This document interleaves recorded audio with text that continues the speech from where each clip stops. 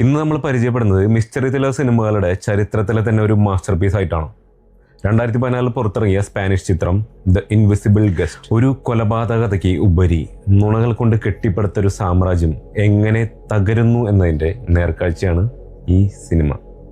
എല്ലാവർക്കും സ്വാഗതം. നമുക്കൊരു കഥ കേട്ടാലോ. സിനിമ തുടങ്ങുന്നത് സ്പെയിനിലെ ഒരു വലിയ ബിസിനസ്മാനായ അഡ്രിയാൻ ഡോറിയിൽ നിന്നാണ്. അയാൾ ഒരു വലിയ കുരുക്കിലാണ്.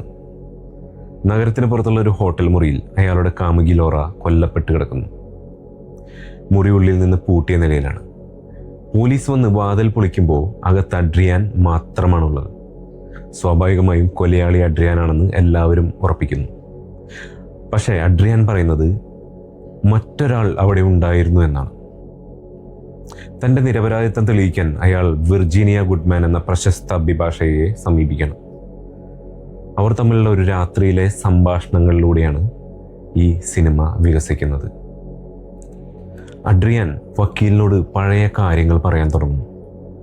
കുറച്ച് മാസങ്ങൾക്ക് മുൻപ് അഡ്രിയാനും ലോറയും ഒരു രഹസ്യയാത്ര കഴിഞ്ഞ് മടങ്ങുകയായിരുന്നു. വിജനമായ ഒരു വനപാതയിലൂടെ പോകുമ്പോൾ പെട്ടെന്നൊരു മാൻ കാറിന് കുറുകെ ചാടുകയാണ്. വണ്ടി വെട്ടിച്ച അഡ്രിയാൻ എതിർദിശയിൽ വന്ന മറ്റൊരു കാറുമായി കൂട്ടിയിടിക്കും. ആ കാറിലുണ്ടായിരുന്ന ഡാനിയൽ എന്ന യുവാവ് അവിടെ വെച്ച് തന്നെ മരിക്കുന്നു. പേടിച്ചുപോയ അഡ്രിയാൻ പോലീസിനെ വിളിക്കാൻ നോക്കിയെങ്കിലും ലോറ അവനെ തടയുന്നു. തങ്ങളുടെ അവിഹിത ബന്ധം പുറം ലോകം അറിയുമെന്നും കരിയർ തകരുമെന്നും അവൾ ഭയപ്പെട്ടു. ഒടുവിൽ ഡാനിയലിന്റെ മൃതദേഹം അവൻ്റെ കാറിൽ തന്നെ വെച്ച് അടുത്തുള്ള തടാകത്തിൽ താഴ്ത്താൻ അവർ തീരുമാനിക്കുന്നു. അഡ്രിയാൻ ബോഡി താഴ്ത്താൻ പോയപ്പോൾ ലോറ തൻ്റെ കേടായ കാറുമായി അവിടെ തന്നെ നിൽക്കാണ്. അപ്പോൾ ആ വഴി വന്ന തോമസ് എന്നൊരാൾ അവളെ സഹായിക്കാനായിട്ട് മുന്നോട്ട് വരുന്നു. തോമസ് തൻ്റെ വീട്ടിൽ കൊണ്ടുപോയി ലോറയുടെ കാർ നന്നാക്കി നൽകുന്നുണ്ട്. അവിടെ വെച്ചാണ് ലോറ ആ സത്യം തിരിച്ചറിയുന്നത്. തങ്ങൾ കൊന്ന ഡാനിയൽ ഈ തോമസിൻ്റെയും ഭാര്യ എൽവയുടെയും ഏക മകനാണ്. ലോറ അവിടെ നിന്ന് പോകാൻ ധൃതിയുണ്ടെന്ന് പറഞ്ഞിട്ട് വേഗം രക്ഷപ്പെടുകയാണ്.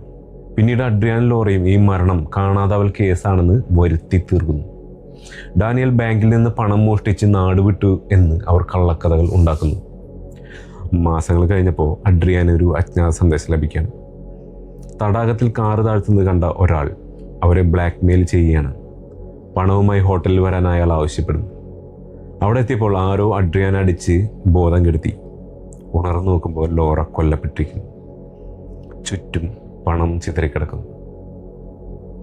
വക്കീൽ വിർജീനിയ അഡ്രിയാന്റെ കഥയിൽ പല പഴുതുകളും കണ്ടെത്തുന്നു. അവർ അഡ്രിയാനെ സമ്മർദ്ദത്തിലാക്കണം. ഒടുവിൽ അഡ്രിയാൻ മറ്റൊരു സത്യം വെളിപ്പെടുത്തും. ലോറയല്ല, മറിച്ച് അഡ്രിയാൻ തന്നെയാണ് കാര്യങ്ങളെല്ലാം പ്ലാൻ ചെയ്തത്.